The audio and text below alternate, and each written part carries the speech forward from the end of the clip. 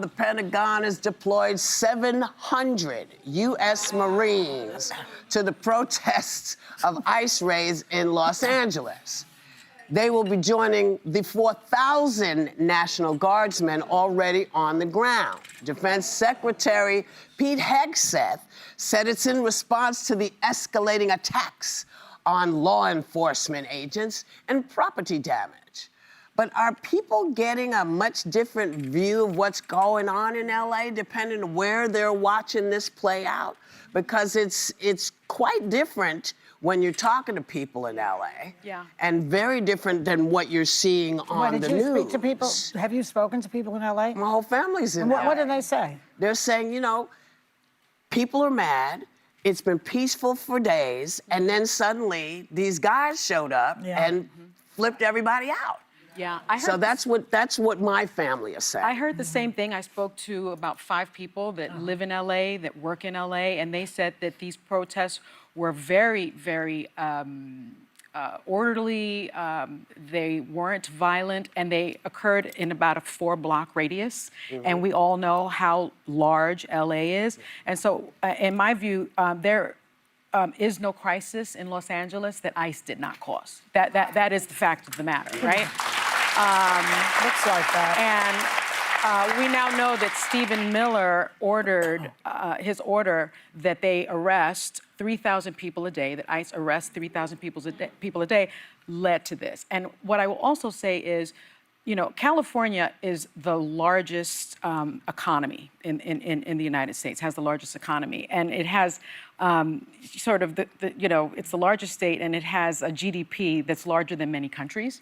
And so I think we have to look at what's happening from a bird's eye perspective and look at the why. Trump is militarizing that state as a test run, to make sure that he can do it in places like New York, that he can do it in other sanctuary cities. And so there is a plan to this, in my view. And I really think that there's no question that the LAPD, that has 9,000 police officers, could have handled this quite well, instead of sending in 7,000, 4,700 I think that's very astute what you say. I also think that he's using it as a distraction, because his big, beautiful bill is tanking right now. His tariffs are tanking the economy, pretty much. Even the Senate is not interested in that bill. And then we know that he had a fight with his best friend, Elon Musk.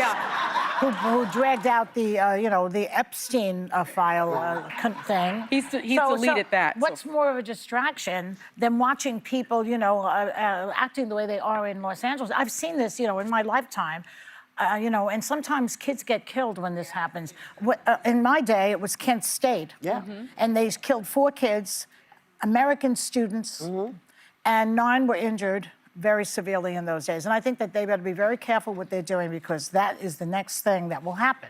So I expressed yesterday, I have a major issue with the National Guard going in and now the U.S. Marines. So to put it in context, 4,000 National Guard and 700 Marines, that's significantly more U.S. forces than we had in the wind down of Afghanistan. We had about 2,500 forces, and we were able to secure the entire country against the Taliban, because the U.S. military is the greatest fighting force in the history of mankind, and their job is to fight terrorists, to fight America's enemies, not to be policing our U.S. streets.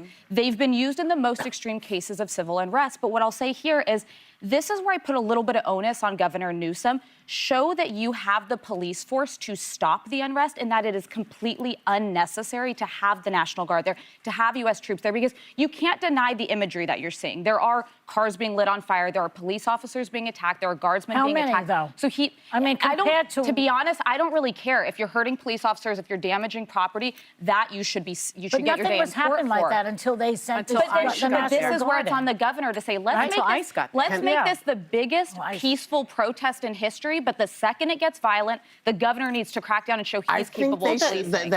I'm sorry, baby. That's right. Part of the problem is that